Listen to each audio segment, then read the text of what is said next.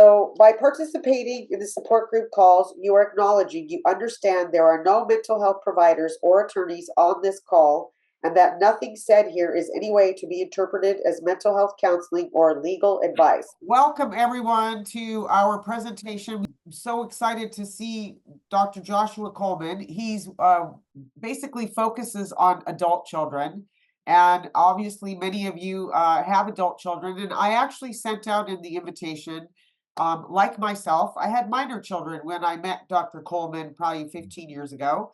And I, didn't think I needed to go into his presentation. He came to one of ISNAF's I'm going to say conferences that we had, and he was doing a breakout room. As my children aged through, I really wish that I would have listened more, read more of his books, and been more present, because they eventually became adults. So we can never have this information soon enough, because they will become adults. And I will say that one of the things that Karen Woodall talks about is that when a child is alienated, until they reunify, they will always remain inside of that split, alienated child. And that falls into, and you'll hear Dr. Coleman refer to estrangement. So, and I'll let him clarify what that difference is, if you don't mind doing that in the beginning, because a lot of our parents are sitting with the word alienation, and they get confused when we hear others speaking about the word estrangement. But there is a distinction, and I'll let Dr. Coleman make that distinction. And I'm going to read a mini version of Dr. Coleman's bio. He has been around the community of estrangement and alienation longer than probably I have. So let me read you, as you all saw it in the announcement, but I do want to read it. And there's a lot more to be said with Dr. Coleman, and he continues to do work out there, and he's publishing papers. So Dr. Coleman is a psychologist in private practice in the San Francisco Bay Area and a senior fellow with the Council on Contemporary Families, a non-partisan organization of leading sociologists, historians, psychologists, and demographers dedicated to providing the press and public with the latest research and best practice findings about American families. He is the author of numerous peer-reviewed articles and chapters and has written 4 books: The Rules of Estrangement, Why Adult Children Cut Ties and How to Heal Conflict, The Marriage Makeover, Finding Happiness to Imperfect Harmony, and The Lazy Husband, How to Get Men to Do More Parenting and Housework, When Parents Hurt, Compassionate Strategies When You and Your Grown Child Don't Get Along. Dr. Coleman, the floor is yours. Well, thank you, Fran. Thanks, everybody, for coming, and Cindy for the invitation. Yeah, just for those of you who aren't familiar with my work, I do a webinar every Tuesday for estranged and alienated parents, and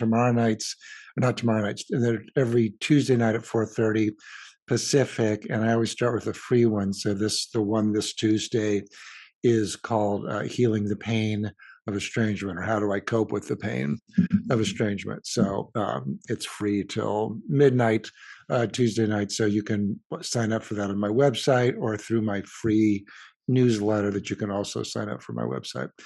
So for those of you who don't know, much about me and kind of how I got interested in this topic, I was married and divorced in my 20s and have an adult daughter who I'm very close to, but there was a period of time in her early 20s where she cut off contact with me for several years, sort of in large response to my becoming remarried and having children in my second marriage, and her feeling in some ways displaced by that, and all of the other things that often happen with divorce and blended families.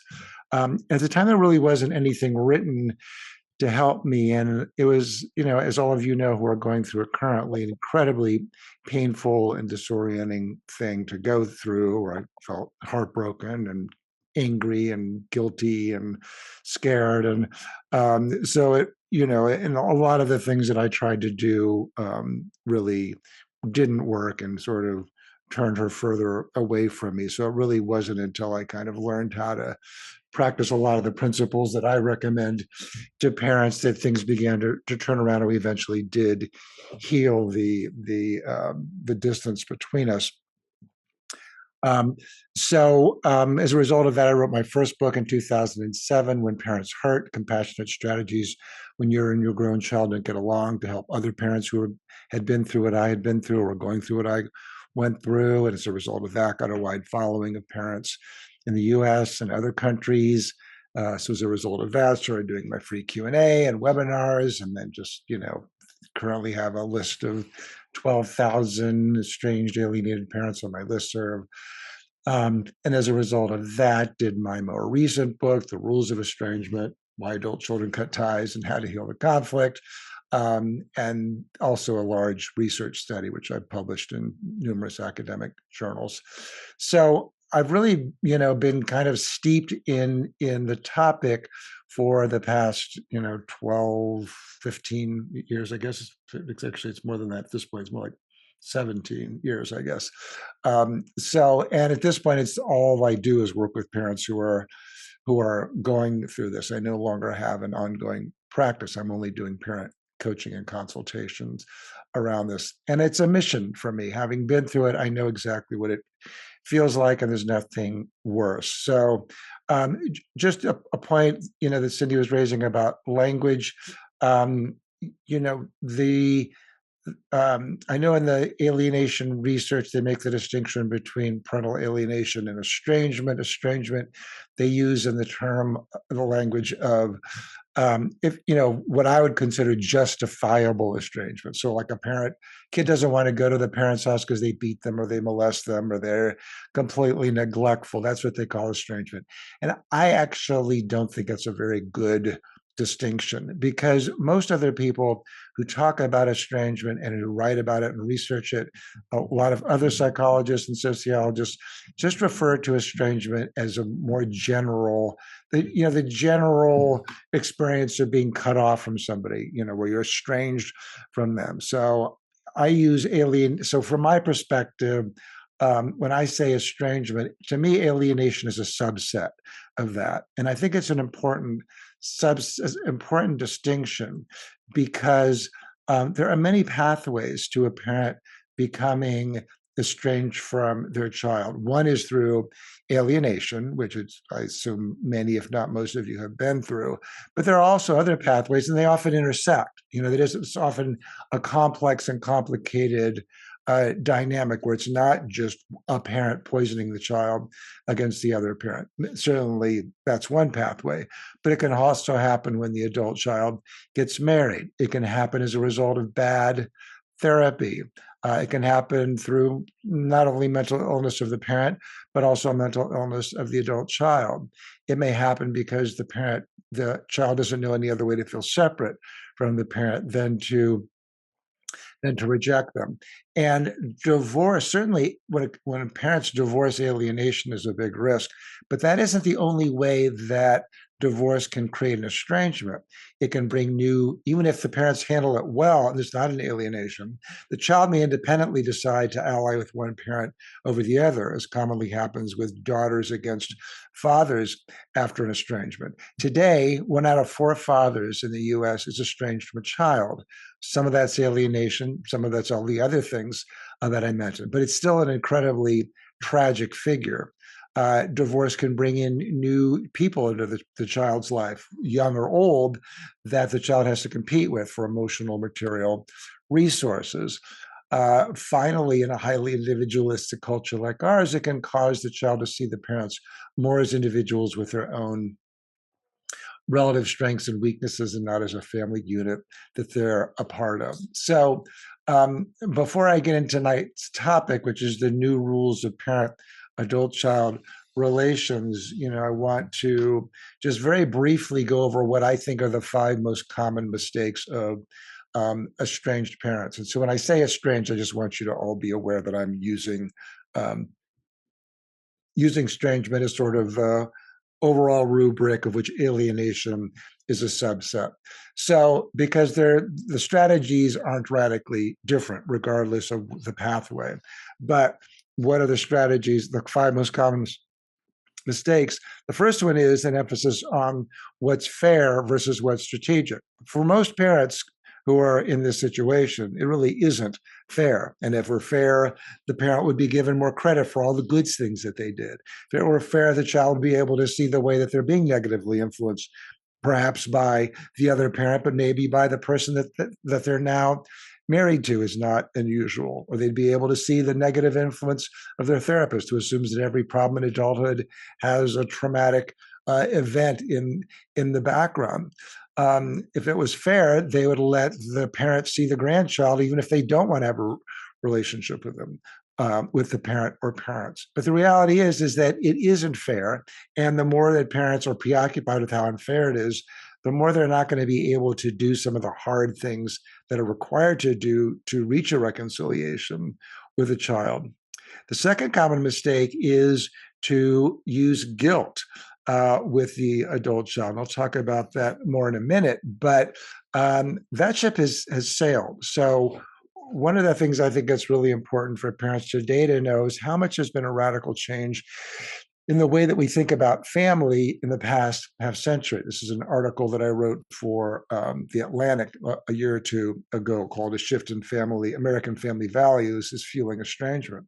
And one of the most important and profound ways that family values have shifted in our culture is that the values and ethics of honor thy mother and thy father, respect thy family is forever, has largely given way to this much more psychological, identitarian perspective of family, where the adult child doesn't feel like they're obligated to give the parent respect or even love or attention if that relationship is not in line with that child's ideals for happiness or personal growth. We have evolved what the British sociologist Anthony Giddens refers to as the pure relationship, where today relationships are purely constituted on the basis of whether or not that relationship is in line with that adult child's needs for happiness or growth, etc.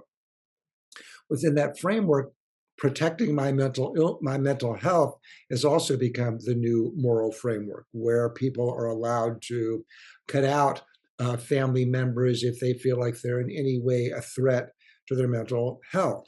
Younger generations today, particularly those in Gen Z, that population born between 1995 and 2012, are particularly struggling with mental health issues. They have high rates of depression, anxiety, suicidal ideation, suicide attempts. So younger generations are really struggling, and tragically, a lot of them are going to end up in therapy with a therapist who assume that every form of mental illness has a difficult, dysfunctional family background or dysfunctional parent in the background, and then that parent is going to be on the fast track towards becoming estranged.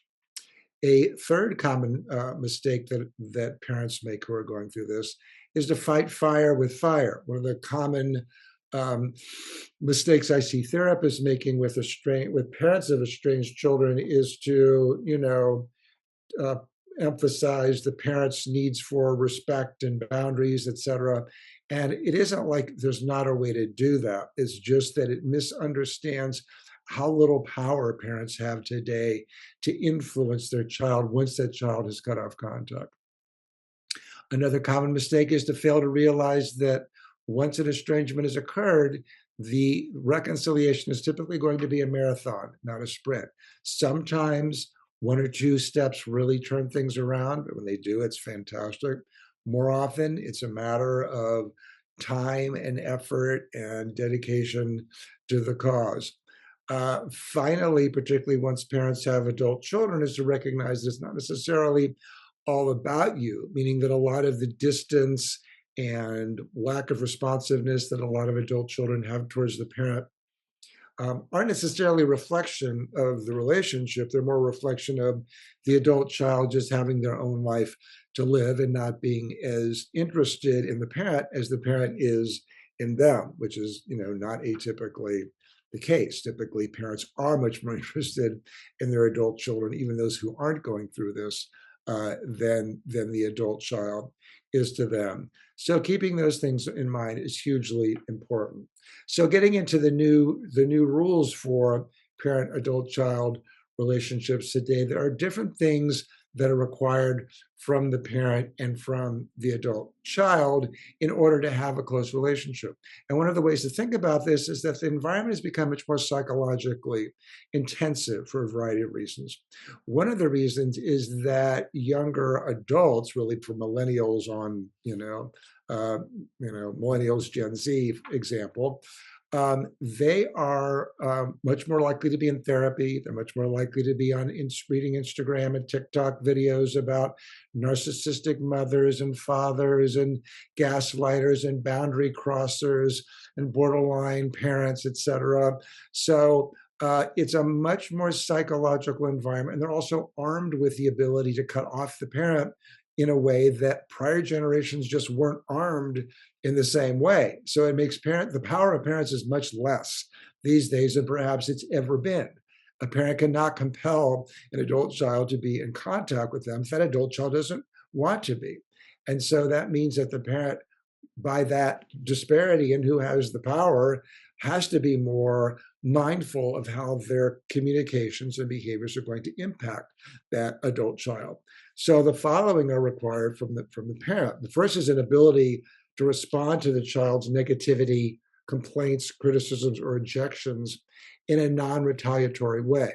I find that in general, dads have a harder time doing that than do mothers. A lot of dads have a much harder time not fighting with fire. The kid's mouths off, or is blaming, or is clearly brainwashed by the other parent from alienation.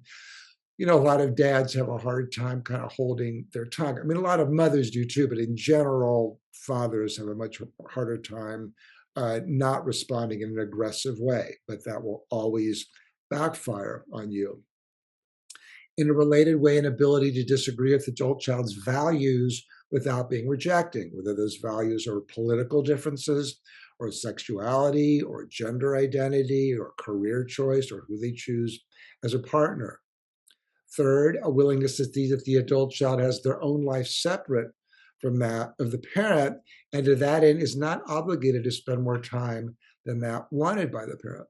I mean, one of the problems with parents, like me or many of you on the call have been parenting for the past 40 or so years, is we probably were better parents than we're our own. We certainly put in more hours than our own parents did. And so our expectations might be quite a bit higher for what we're entitled to receive from our adult children. But our adult children may not have either the same expectations or the same desire.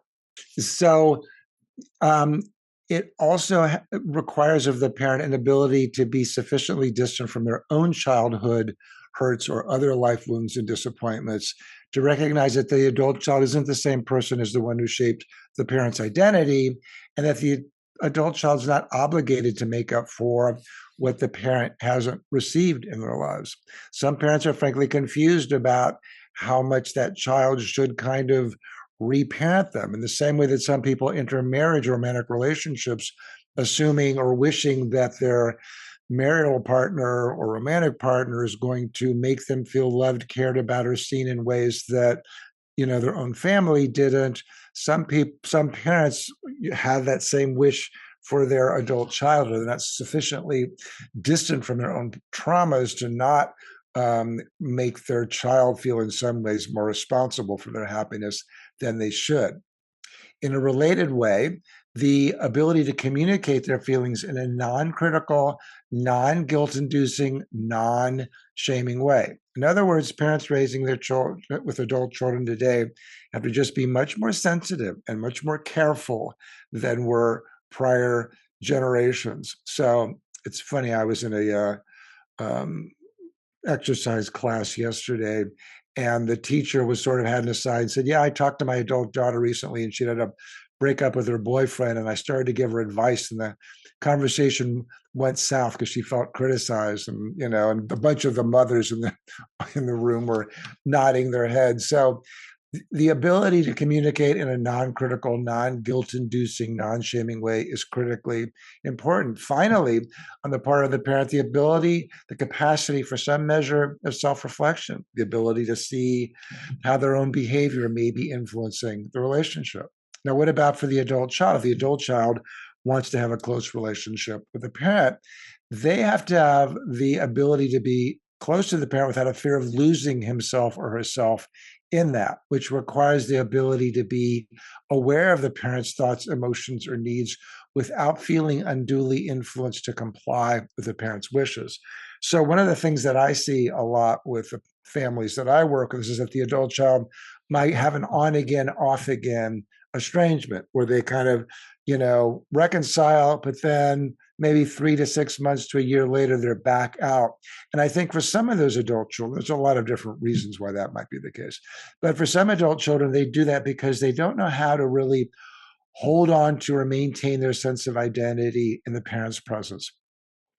So one of the ways to think about this is the parallel to romantic love is that in order to be close to somebody romantically, you have to have the ability to hold on to your own sense of separateness and also merge with them. You have that oceanic feeling, that you do, say during sex, for example, where it's this kind of boundaryless sort of a feeling. And it's, so in romantic love, you have to have that ability to sort of lose yourself in that person, but also hold on to your sense of identity. Well, similar process is required of a healthy adult child parent relationship, where the adult child can feel close to the parent, but not so confused about their own dependency needs or the parent's needs or their own identity and sense of separateness doesn't get lost. And I think that a higher percentage of adult children are more vulnerable to that today than prior generations were, because parents have been so involved and loving and dedicated and psychological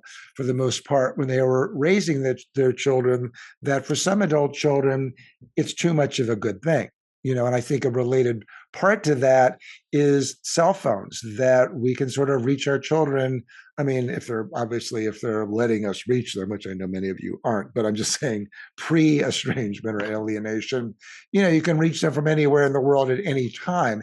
And for a certain percentage of them, it doesn't give them capacity to sort of organically come into adulthood without parental supervision. So, for example, when I moved from Dayton, Ohio, where I grew up, to San Francisco, there wasn't cell phones. I don't think I called my parents when I drove out here, which took a week or two because we sort of camped along the way and stuff. Maybe I called them collect once I arrived. But for most of us, if our kids were traveling pre-estrangement or whatever, we'd be wanting pictures, phone calls, texts, etc.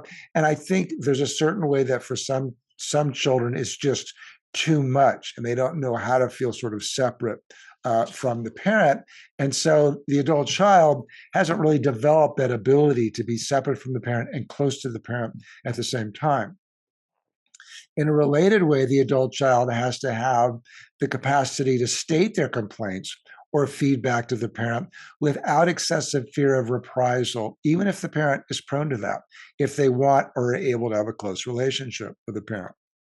They also have to have the ability to accept the parent's limitations as a parent and as a person, and to recognize that their inability to provide the adult child, what he or she wanted or needed was more about the parent's inabilities and less about the parent's inherent desire to have the child suffer or feel deprived in some way. To see that the parent's inability to provide what that adult child needed was not a reflection of that child's inherent value or worth. The ability to see the parent as a three-dimensional person who had their own struggles. And finally, for the adult child, the capacity for some measure of self-reflection, their ability to see how they may be contributing to the problematic dynamic between their parent and themselves. So as you can hear in this, there are very different perspectives between the adult child and the parent. So from the parent's perspective, it goes like this. Adult children are not the ultimate authorities about what happened in their childhoods. Just because you check a few boxes on a survey does not mean that your parent is a narcissist. Actually, you know what? You do owe your parents. Estranging an involved grandparent who never abused your child is child abuse and elder abuse. If your spouse requires that you estrange your otherwise good parents and you go along with it, you have a shitty marriage. It's absurd to blame your parent for not using parenting standards that didn't exist when they were raising you. Hurting your feelings is not the same thing as abusing you. So this is what parents who are going through alienation or estrangement experience. Again, I think of estrangement as the overall category. Alienation is a subset. What's the adult child's perspective who's estranged? They would say the following: parents are not the ultimate authorities about what happened in my childhood. Telling children you can demand whatever you want because you made sacrifices for us will always backfire. Having time with your grandchild is a privilege, not a right. Now, this is critically important because for most parents, if their adult child cuts off contact with them, they almost always cut off contact and access to the grandchildren. And the adult child will say, well, if it's not good for me, it's not good for my children, which I think is dumb and wrong, because I think there's a lot of people who are great grandparents and they get cut off. And just because there's a fight between the parent and the grandparent, unless the parent's out of control, that is the grandparent, then that grandparent can still be an amazing grandparent, even if they don't have a particularly good relationship with that parent, as long as that grandparent is not behaving in some terribly out of control, crazy way. Moving on from the adult child's perspective, unless your therapist has admit me the diagnosis you've been given of me may be completely wrong. It's wrong to not empathize with my wish that you could have raised me differently. Threatening to cut me out of your will does not make me want to reconcile. Just because you did a better job raising me than your parents did raising you doesn't mean that you didn't hurt me. So moving on, I want to talk a little bit about some of the other areas of confusion for today's parents, and those are what I refer to as today's flashpoints. And one of those is around gender identity. I have a lot of parents in my practice who became estranged, not typically if the kid came out as gay or lesbian, because I think that in general, it's not completely true, but in general, there's more sort of societal acceptance around that, and that's not as typically a flashpoint. But when a kid says that they're gender non-binary, or they say that they want to transition, and if the parent doesn't immediately endorse it or embrace it, then the parent is on a fast track to a larger estrangement. I'm going to be on Sasha Ayad's podcast. I think it's next week. Sasha Ayad wrote the book along with Lisa Marciano, and then they had another co-author. It's called When Your Kids Say They're Trans, because there's so many kids who go through that and then they cut off the parent. And it's confusing for parents because, as the Columbia sociologist Tay Meadow notes in Trans Kids Being Gendered in the 21st Century, atypical gender was once considered a form of psychopathology and a failure of gender. But today it's considered a form of gender. So a lot of parents haven't caught up to the radical reconstruction that's been underway in this area, especially in the past decade. Consider, for example, the dating app Tinder lists 37 custom gender options, while Facebook offers 50. According to a recent study by the Pew Research Center, more than 1/3 of Gen Z, those born after 1995, said they knew somebody who preferred to be addressed using gender-neutral pronouns, compared with 12% of baby boomers. 1/3 of Gen Z women identify as LGBTQ. So one of my clients became estranged from his gay son when he refused to refer to his son's new romantic partner with the requested pronoun of they instead of him. The dad just got really annoyed and said, look, my son's been out for 3 years as gay. That's fine. It's always been fine. As long as he's happy, I don't care. He said, but now he's got a new boyfriend who says he's non-binary. And if I say he instead of they, my son just loses it. And I just can't go there. I try, but I blow it all the time and say he instead of they. So now my son refuses to talk to me, which is like, wow, you're going to cut me out over that? Be my guest. So this was this particular father's attitude. So I often hear parents struggling, friends and clients, to use the newer pronouns preferred by their adult children or their romantic partners. As the psychologist Diane Aronseth writes, no sooner do we think we have all the new terminology about gender clear in our heads than we discover we were all wrong about today's words, that today's words are already passé. So some parents resent feeling scolded or threatened with estrangement or accused of prejudice by their children for failing to adopt these new ways of thinking about gender. But if you have an adult child, you're better off making room for your estranged adult child's request if reconciliation is your goal. They want you to refer to their partner as they, or them as they, or them as the new gender. If they were raised as a boy, but now they identify as a girl, or vice versa, and they're holding an estrangement over your head, you don't gain anything by saying, no, I refuse to do that. I think you're being self-destructive or wrong, or I don't support that. If reconciliation is your goal, if you don't care if you reconcile, I mean, most parents do care, but if reconciliation isn't as important to you as proving your point around this, then you can do whatever you want.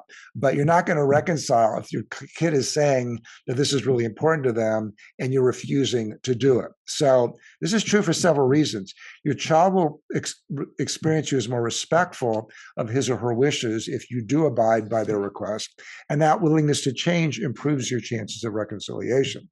They also may feel more hurt or rejected by you than you realize for not doing that. So if you're willing to be adoptive of their requests, they will feel more cared about by you and less inclined to distance themselves. Now, my advice in this arena stems from three principles.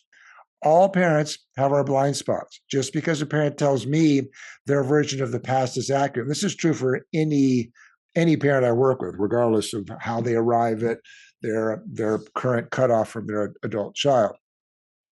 So just because a parent tells me their version of the past is accurate doesn't mean that it is. From that vantage point, helping the parent write a letter of amends that empathizes with the adult child's perspective creates a way to correct for that disparity in their memories or assessments. There are separate realities in every single family. A parent can reasonably feel like they provided their child with good, even ideal parenting, and their child could still reasonably wish their parent had made different parenting decisions. Accepting the child's viewpoint encourages them to reduce their feelings of opposition or defensiveness, and that creates a better opportunity. Now, what often happens for alienated parents is that the parent is being told some version of themselves or the past that the parent knows for a fact isn't true. So, for example, a parent might be told, well, you were always so critical of us growing up, or me growing up. And the parent knows for a fact that they weren't critical, but that might have been their husband's or their wife's statement about them. But you can't just argue facts, because once a child has been brainwashed into alienation, they believe what they believe. And there's been functional MRI studies done, and the brain can't tell a difference, basically. If you look at the brain of somebody who's been brainwashed, and they believe something that isn't true, well, it doesn't really look any different. We believe what we believe. So you're never going to persuade your kid that they've been alienated or brainwashed, because if they're already there, they already believe that. You still have to find a way to get on the same page as them. And so what I recommend parents is let's say your kid says, well, you were always so critical or whatever, to say, oh, I wasn't aware that you felt like that. It's clear that I have significant blind spots that I wasn't aware that was hurtful to you, but I'm glad that you told me. Are there things that we can work on together? Can you let me know the next time that happens? Can we go into family therapy so we can talk more about it? Are there other memories that you have that we can talk about? And the reason that you do that is not to prove them wrong. It isn't like, oh, that's what you consider critical? What a bunch of crap. No, that's not going to get your child's interest. You have to show yourself to be open and resilient and caring and loving, even in the face of things that you know for a damn fact are not true, because that's the only real, power you have to influence your child against that parent's inherent desire to brainwash them against you. If the other parent's saying, oh, your dad or your mom is so toxic, destructive, whatever, and you show up as a reasonable, self-reflective person, you're going to have much more authority with your child than if you're defensive or hostile, you're criticizing the other parent. That will always work against you. Every tool in my tool chest is oriented towards helping you help your child not feel defensive, so they can be better able to reclaim their good memories and good feelings of you and see you in a way that's different from what the other parent or spouse or whoever else is negatively influencing them. Okay. So, in conclusion, I want to talk about the 10 new rules for parent adult child relations. The first new rule is your child has much more power to set the terms of your relationship because they're more willing to walk. Basic game theory, she who cares less has more power. They also have more power because of their therapist, the moral framework of growth, and estrangement has upsides for them. It has no upside for us as parents when our kids do this. Whereas for the child, it can be tied to, feel acting liberated, pushing back against authority figures, having some kind of community on Reddit or other places, on other online forums, no contact forums, with their, alliance with their therapist. So there's a lot of upside for the adult child. There's no upside for a parent. So they have much more power than the parent does. Now you can choose not to do any of the things that I recommend. But if reconciliation is your goal, there isn't a third option. At least I haven't been able to find one. Rule number 2 is that your relationship with your adult child needs to occur in an environment of creating happiness and personal growth, not an environment of obligation, emotional debt, or duty or guilt. That ship has sailed. Rule 3, you are not the only authority on how well you performed or perform as a parent. Your adult child now gets to have their own narrative and opinions about the past, even if those are wildly different from yours. Rule number 4, use of guilt trips or criticism will never get you what you want from your adult child, especially if you're estranged. Rule number 5, learning to communicate in a way that is egalitarian, psychological, and self-aware is essential to a good relationship with your child. Rule number 6, you were the parent when you were raising your child, and you're the parent until they die. You brought your child into this world. That means if your child's unable to take the high road, you will still have to, if reconciliation is your goal. If reconciliation isn't your goal, you can say whatever you want to say. Rule number 7, a large financial and emotional investment in your child does not entitle you to more contact or affection than that which is wanted by them, however unjust and unfair that may seem. Rule number 8, criticizing your child's spouse, romantic partner, or therapist greatly increases your risk of becoming or staying estranged. Rule number 9, criticizing your child's sexuality or gender identity greatly increases your risk of estrangement. Rule number 10, just because you had a bad childhood and did a better job than your parents doesn't mean that your adult child has to accept all of the ways that they felt hurt by you, even if you don't believe or agree with their conclusions about that. Okay, well, that concludes tonight's lecture. Why don't we spend a little bit of time on the Q&A? My son is 17 years old, 4 years severely alienated, starting at age 9, then 3 years of 1 time a week Zoom, and then in-person dinners after 2 meetings with transitioning families. As of September 2023, he just belatedly responds to some, but not all, of my texts about once a week. If you read our text, you would think we have a good relationship. I believe the alienation was based on my ex's Munchausen by proxy. Cindy, can I interrupt something? Um, This is me, Rob. yeah, To be clear, as September 2023, we had a birthday. He came over to my house, my birthday, and he was he was like affectionate, and we had a great time, and then cut off. He didn't see me anymore. He says he can't see me, he was too busy, etc., etc. After seeing me for once a week. And then we had a birthday. He came to my house. He has come to my house probably 4 times, 5 times in the last 7 years. Most of those in the last 3 years. And then that cut off. And then I didn't make that clear, perhaps. So now he just belatedly responds to some of my texts, like in batches. Mhm. and this child is 16. 17. 17. Yeah. And he sporadically responds to dad, and dad has, I'm going to say, has attempted to work with mom regarding getting information and trying to motivate the child. However, and maybe moderately alienated, we're going to call it. So, from what is the exact question you're asking here, Rob? Well, okay. I mean, the point is that uh, I don't, I didn't see intention. I don't think there was a lot of litigation. I think it was Munchausen by proxy causing it, and my challenging her doctors, and one of the supposed illness leads supposedly led to separation anxiety, which was a cause of the alleged, the alienation was allegedly separation anxiety. And then, anyway, I fought the litigation, actually pushed him away further. He blames me for it. He blames me for firing doctors, not knowing mom fired the regular doctors.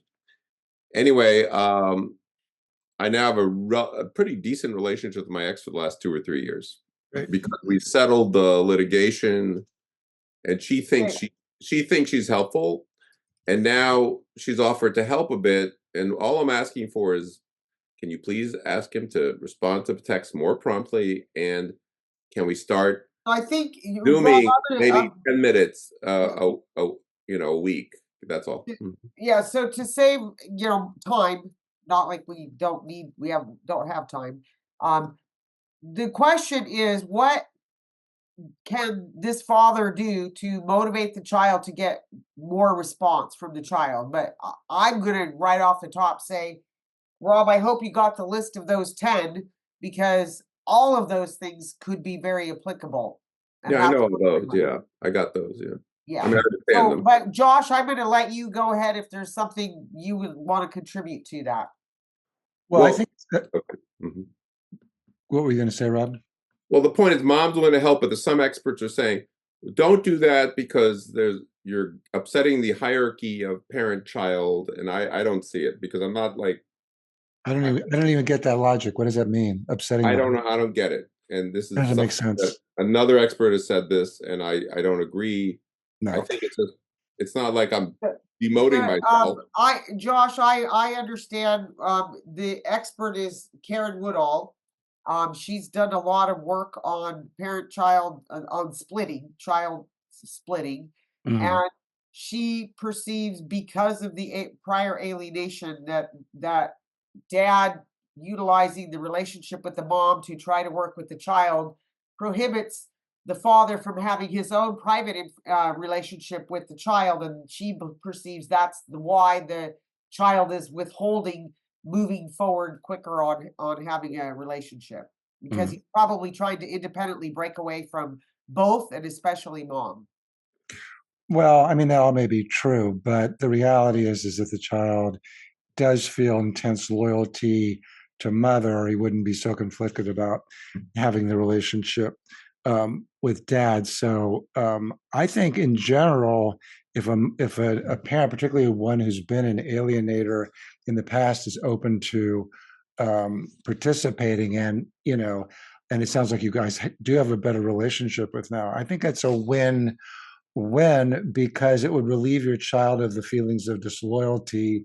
If your ex is encouraging contact with you, and offering, I mean, it sounds like you don't feel like you can, like she's sort of, some people say, oh, I'm trying, but they're actually really not, they're not really being honest about it. Like you'll often hear an alienating parent saying, well, I've told them that they should be in contact with you, and I just can't, I can't get them to come over to talk to you, but some parents actually are sincere in that. There are parents who are able to put aside their own anger or feelings of bitterness about either the divorce or the events that led up to the divorce, or all the events in the marriage that preceded the divorce. They're able to sort of do what they think is best for their child and see that it's better for a child to be in contact, in this case with the dad, than to not be. So from that perspective, I would I would encourage it, and I've had some successful reconciliations where the parents were able to do that. Ideally, if the mother could encourage family therapy with you and the child and her, that would be the ideal, because that would give a way to talk about the issues, what led up to it. So, for example, with a couple that I worked with, the mother was very admirably really trying to lead the charge to, and she was, it was kind of similar to your situation, Rob, where there was a lot of bitterness for years before, but she kind of got over it, and she was like, look, I don't want my daughters to be estranged from their dad. So she was leading the charge, and so I did therapy with the daughter and the mother and the alienated, estranged dad. And so I'd said to the daughter at one point, well, so what do you think will it affect how will it affect your relationship with your mother if you're close to your dad? Because even though mom was doing a good job advocating, there's also years of her hating the dad. So children, so to that extent, Karen's right, sure, that internal split of mom maybe still hates dad. It's dangerous to love dad when mom hates him or hated him, etc. But that's why I think that if there's a way to be more collaborative, it'd be good. Yeah. Okay. Thanks. That makes sense. But he's asking about number 1. Do you have that published anywhere, printed on your website or anything? It's in my book, but I can, if you want, I can send it to you, or I could. That would be great if you would, I can and also. then I will send it to everybody who's on this call. 18-year-old daughter, no contact for almost 4 years. I've worked on my stuff and am in better place to follow the 10 rules. Afraid she will never know it and stay away. Her father will make sure of it. Any advice on how to stay in the fight, for lack of a better phrase? And this is an 18-year-old daughter. I mean, a lot of these kids do come back. I mean, I never tell a parent, oh, they'll be back someday. They'll remember what a great parent you were, because I think it's more healthy to radically accept it when our children, turn away from this, because it's just it isn't good psychologically to feel like you have to white knuckle it through life and feel like you can only be happy once your child is back in your life. So that's why I would never tell a parent, oh, they'll be back, they'll remember. Because people used to tell that to me when my daughter was estranged. Whenever was very helpful. I was like, well, how do you know? You don't know that they're going to be back. And it was actually more helpful for me when I kind of said, you know what, maybe she's never going to be back. And I just have to kind of accept that. So that said, I think it's good to have one foot in radical acceptance and one foot in hope. And because a lot of these kids do come back, and I think the position that I recommend alienated parents to take is one of really just being kind of the lighthouse, where you're there, you're steady, you're broadcasting love, compassion, interest. Your kid's out at sea, being pushed down by the waves of the alienating, in your case, father, poisoning her, brainwashing her. But occasionally she may surface and have a good memory of you, just kind of see you on the shore, like I'm here. I'm available, when you get healthy enough, to continue to reach out. I mean, at 18, you can't overdo it with the outreach, but, maybe every 3 or 4 weeks or something, just something to kind of let her know that you're alive and there. And often as they get older, they're just, at 18, they're babies. I mean, they're not even grown into their brains till they're 26. So it takes them a long time to be able to really get through the sort of, the trauma that they're being put through. I mean, it's traumatic for us as parents, and we're on the other end of it, but it's traumatic for them too, to be brainwashed against a loving parent, to be told your parent's a bad person, or they didn't love you, or they don't care, or they're not, they're terrible, or whatever, because that just puts a war inside of them. So, but as they get more mature and more separate, they have a better capacity to think of things differently and see you differently, or have other experiences. I mean, sometimes a child will turn back towards a parent because they get romantically involved with somebody who says, look, I'm not going to be with somebody who doesn't talk to their mother. I mean, I just don't find that, to me, you talk to your mother. I mean, typically they're people from other cultures, but nonetheless, there are other, or she might get into a therapy with a good therapist who would say, look, you should be resolving these issues with your mother, not just cutting her off. It's a really immature way to manage your feelings. So there's a number of different ways that a child who seems hopelessly alienated to eventually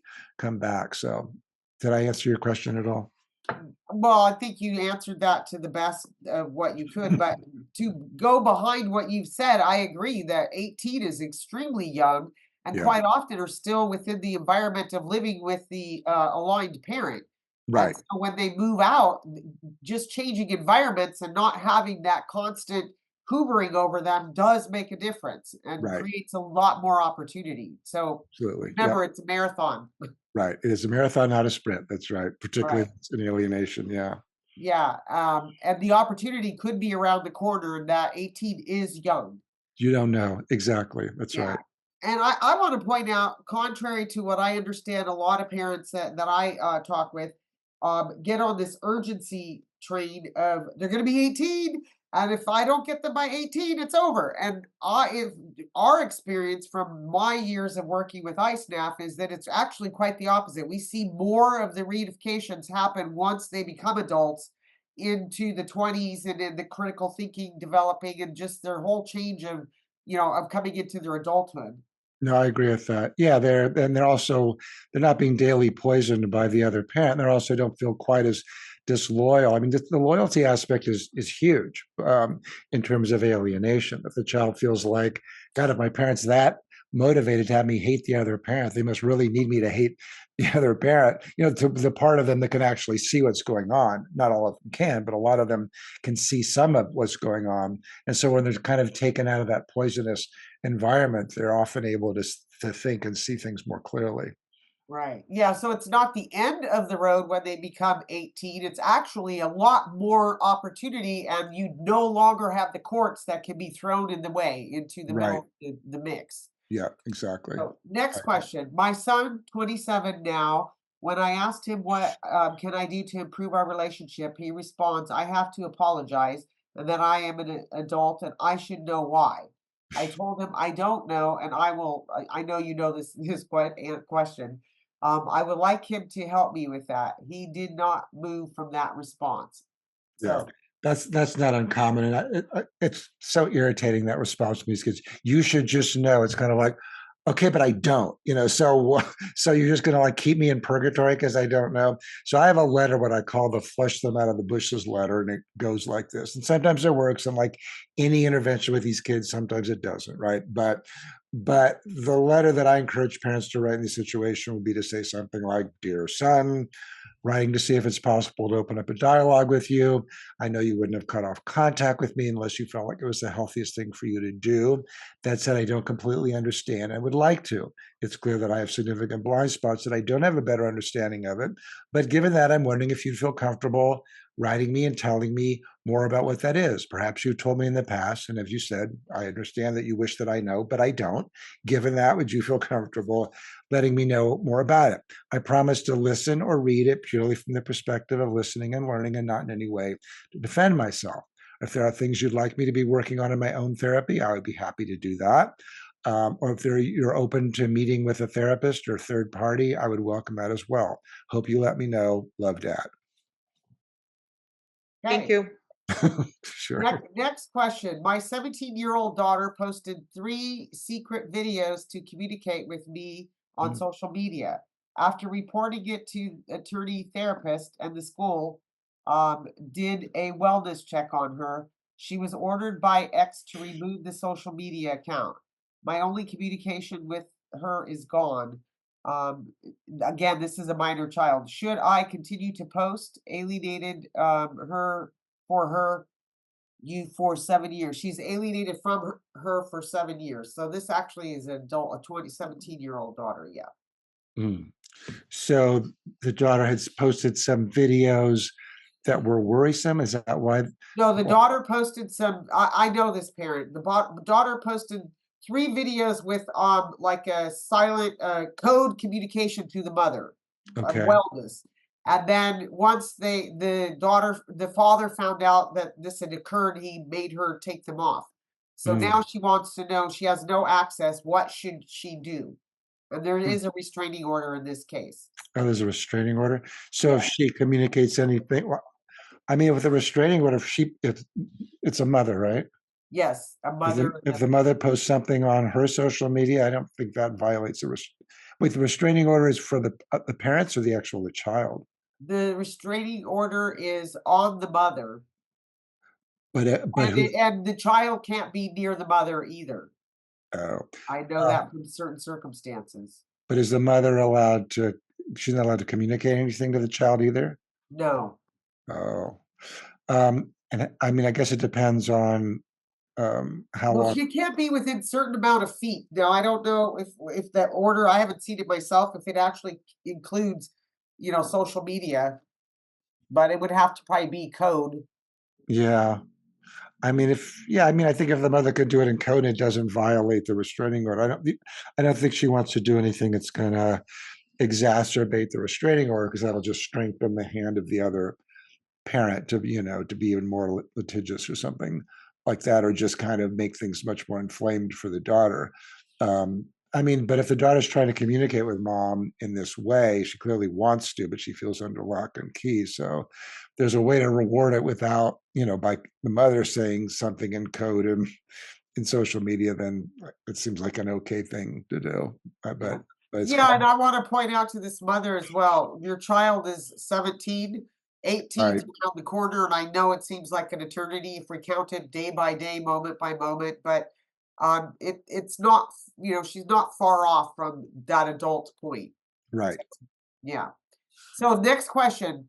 How should I react to my daughter changing her last name to her mother's? Yeah, that's a tough one. I remember when my daughter talked about doing that when she was young, and she's going to change it to her stepfather's, and I was like, hell no. Unfortunately, she didn't. But if she had, it would have been really, really hard to you know hard to stomach. It's like these kids who stop calling the parent mom or dad and start referring to them with their first name. I mean, it's such a identity stripper for the parents. So um I mean, I guess it depends on how much communication. This is the mother who wrote this This is ending. the father The and father. the daughter, and there's a couple of fathers that have had their daughters do that. Yeah. I mean, it depends whether the father is in enough communication with the daughter to say about how it would impact him. I mean, in general, guilt isn't a great. Well, yeah, and I think that it's already been done. Oh, it's already been In done. both, yeah, there's two cases that I know of parent fathers that are on here where they already did it. So how should they address it? Should I there be mean, conversation? Should they just let it go? Or I mean, if they have communication. right. I mean, if the kid isn't estranged, that's one conversation. If they're not estranged, then and they have a okay relationship, then it could be fodder for some kind of a therapeutic discussion, about how the father felt. But he'd have to be open to hearing the reason that the daughter did it. And there's usually those reasons aren't going to be something that a father's going to feel or any parent is going to feel very happy about hearing, right? I mean, usually when kids do that, they're trying to distance themselves even further from the parent. From the parent's perspective, that might be completely irrational and unfair and certainly hurtful. But from the child's perspective, they feel like they're doing it for a reason that feels, reasonable or healthy for them or whatever. So the parent, if they were going to have that discussion with the child, they'd have to be open to hearing the child talk about why they would do it. But that would be a non-estranged child, and because that's not going to be an easy conversation for any parent to have with an adult child, because if the parent wants to talk about feeling sort of hurt and stripped of their identity as a parent, and the child wants to talk about why they felt like they had to do it, that's going to require probably some third party intervention. But if the kid's estranged, I just don't think. I mean, if the child is estranged and the father hasn't written an amends letter, that might be something to include in the amends letter, that it's clear that you feel so hurt from our relationship that you feel like you need to sort of remove me as in any kind of identification with me. And while that makes me sad, I assume that you have your reasons for it. I mean, again, the only strength we have as parents when our kids do this is to show empathy for their perspective, even if we don't like their perspective, or even if we feel like it's being coached by the other parent. So that's why these dynamics are always so tricky to navigate. Yeah, all of that falls right back to right inside of your 10 rules. Be aware of the child's perspective. Don't guilt or criticize. It goes right in with that. Like if Yes, it we does. look at these 10 rules, every one of these questions is within the 10 rules. How many of them do we need to follow?